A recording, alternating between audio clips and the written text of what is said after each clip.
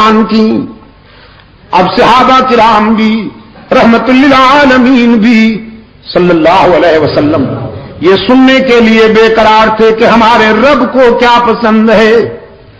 حضرت روح امین نے عرض کیا اپنے بندوں کی طرف سے 3 چیزیں اللہ کو بھی بہت پسند ہیں. بذل الاستطاع والصبر عند الفاقہ والبکاء عند الندامہ. جب کوئی جوان اپنی جوانی اور اپنا شباب اللہ کے راستے میں خرچ کرتا ہے تو وہ بھی اللہ کا محبوب بن جاتا ہے, اسے بھی اللہ بہت پیار کرتے ہیں. غزوہ احد میں سرکار دو عالم صلی اللہ علیہ وسلم کے قریب ایک منچلا سا نوجوان آیا. ہاتھوں میں اس کے کھجور کا خوشہ تھا, تازہ کھجوروں کا خوشہ تھا. عرض کیا اللہ کے محبوب یہ میری چمکتی ہوئی رانا جوانی اگر میں اسے قربان کر دوں ٹکرا جاؤں اللہ کے دشمنوں سے تو کیا ملے گا؟ رحمت عالم صلی اللہ علیہ وسلم نے فرمایا اللہ کی خوشنودی اور اس کی مسکراہٹ ملے گی. وہ نوجوان کہنے لگا اچھا اللہ کی مسکراہٹ ملے گی. خوشہ پھینکا اور آستینے چڑھا کر تلوار لے کر نعرے تکبیر لگا کر ایسے گھس گئے کفار کی صفوں میں جیسے بادلوں میں چاند گھس جاتا ہے.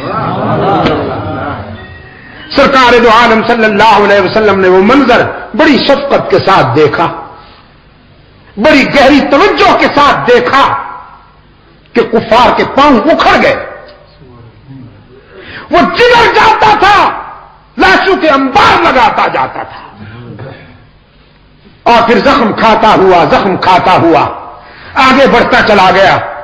کسی نے پوچھا نوجوان کہاں جاتے ہو؟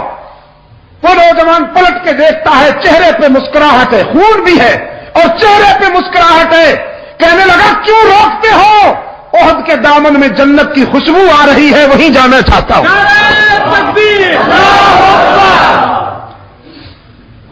اور اسی جذبے کے ساتھ جان دے ڈالی اس نے. یہ جوانی بھی اللہ کو بہت پسند ہے. بذل الاستطاع, حق تعالی جسے شباب عطا فرمائے, خون کی حرارتیں عطا فرمائے, یہ ہے تو چند روز کی مہمان.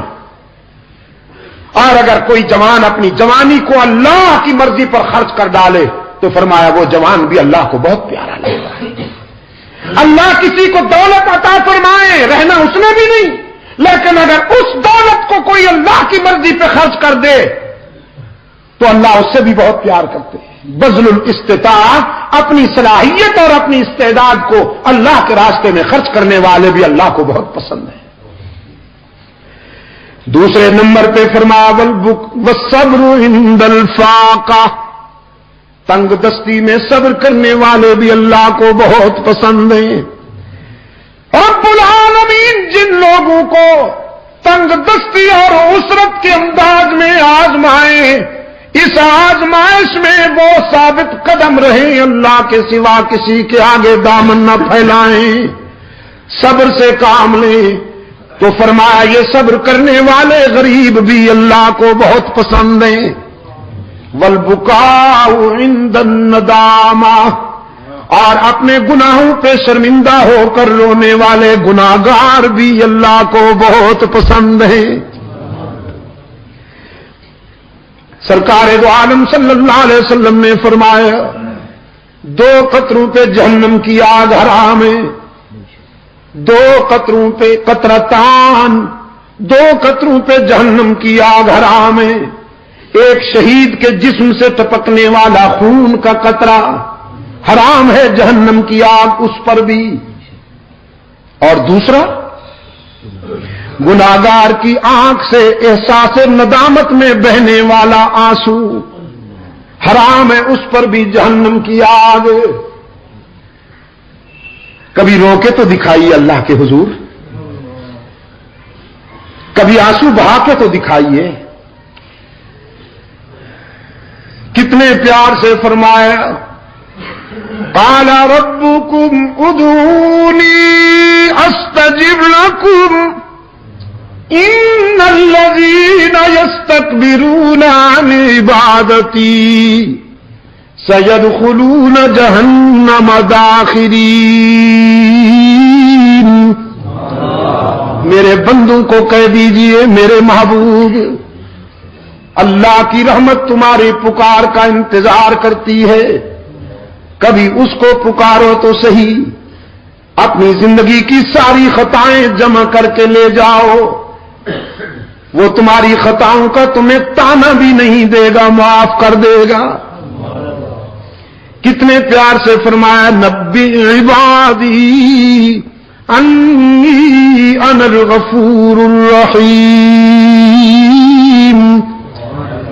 میرے خطا کار بندوں سے کہیے اگر تمہارے گناہ بہت ہیں تو میری رحمت کا بھی کوئی ٹھکانہ نہیں، اپنی ساری زندگی کے گناہ جمع کر کے لاؤ، میرے در پہ جبین نیاز جھکاؤ، طلب کا دامن پھیلاؤ، ندامت کے اشک بہاؤ، میرے لطف و کرم کو آزماؤ تو صحیح، تمہارے آنے میں دیر ہے، میرے راضی ہونے میں دیر نہیں ہوگی۔ پشاور والو باقی جہاں جاؤ گے لوٹے جاؤ گے، یاد کرنا باقی جہاں جاؤ گے لوٹے جاؤ گے۔ یار لوگوں نے دکانیں سجا رکھی ہیں، جھنڈیاں لہرا رکھی ہیں، زلفیں بڑھا رکھی ہیں، چادریں چڑھا رکھی ہیں، بزرگوں کی قبروں پر چادریں چڑھا رکھی ہیں، اور تھیوری یہ ہے، فلسفہ یہ ہے، کچھ لے کے آؤ گے تو کچھ لے کے جاؤ گے، خالی ہاتھ آؤ گے تو خالی ہاتھ جاؤ گے۔ اور نادان لوگوں کو، سادہ لو لوگوں کو یہ باور کرایا جاتا ہے میاں تم تو بہت گناہگار ہو، اللہ تمہاری نہیں سنتا۔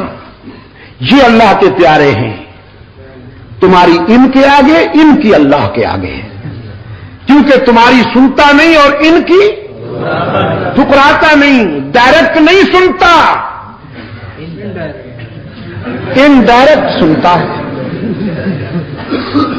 ڈائریکٹ نہیں سنتا، وہ انڈائریکٹ سنتا ہے۔ قرآن پاک نے فرمایا قال ربکم ادعونی استجب لکم۔ قرآن کہتا ہے ڈائریکٹ سنتا ہے، یہ فنکار کہتے ہیں نہیں۔ کیوں؟ اس لیے کہ اگر بندے ڈائریکٹ اللہ سے مانگنا شروع کر دیں تو ان کا کیا بنے گا؟ یہ بروکر جو بیٹھے ہوئے ہیں آخر بیچارے، ان کا بھی دھندا ہے، کاروبار ہے، کچھ مرید آئیں گے تو نظرانہ ملے گا نا جی۔ سب لوگ اپنے اپنے گھروں میں مصلے بچھا کر اللہ سے مانگنا شروع کر دیں تو ان کا کیا بنے گا؟ سارا اختلاف یہی تھا مکہ والوں کو سرکار دو عالم صلی اللہ علیہ وسلم سے۔ وہ کہتے تھے آپ ہماری انکم کلوز کرتے ہیں، آخر یہ بھی تو اللہ کے پیارے ہیں، ما نعبدهم الا لیقربونا الی اللہ زلفیٰ، ہم تو اللہ کے پیاروں سے جا کر مانگتے ہیں، چونکہ یہ اللہ کے پیارے ہیں، ہماری سنتا نہیں اور ان کی ٹھکراتا نہیں۔ اور یہی تصور ہے کلیسا کا، رہبانیت یہی ہے، عیسائیت یہی ہے۔ عیسائی کہتے ہیں کلیسا میں آؤ، پادری کو خوش کرو، اور پادری تمہاری بات اللہ سے منوائے گا، ادروائز تمہاری کوئی بات نہیں مانی جائے گی۔ اسلام کہتا ہے نہیں، اللہ سے ملنا ہے تو تنکوں کے سہاروں کی ضرورت نہیں، یہاں ایکسچینج کا چکر ہی نہیں ہے، ڈائریکٹ ڈائلنگ ہے، جب چاہو جہاں چاہو اللہ سے رابطہ قائم کر لو۔ بیت اللہ شریف پر جو غلاف ہے اس پہ قرآن کریم کی یہ آیت موٹے حروف کے ساتھ لکھی ہوئی ہے، دور سے نظر آتی ہے، فرمایا من یعمل سوءا او یظلم نفسا،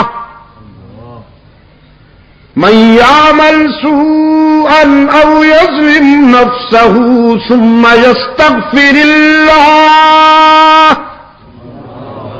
یجد اللہ غفورا رحیما۔ جس نے زندگی کے سفر میں بہت ٹھوکریں کھائی ہوں، بہت خطائیں سرزد ہوئی ہوں، لیکن جب شرمندہ ہو کر اللہ کے در پہ آئے گا تو اللہ کو روٹھا ہوا نہیں پائے گا، مہربان پائے گا۔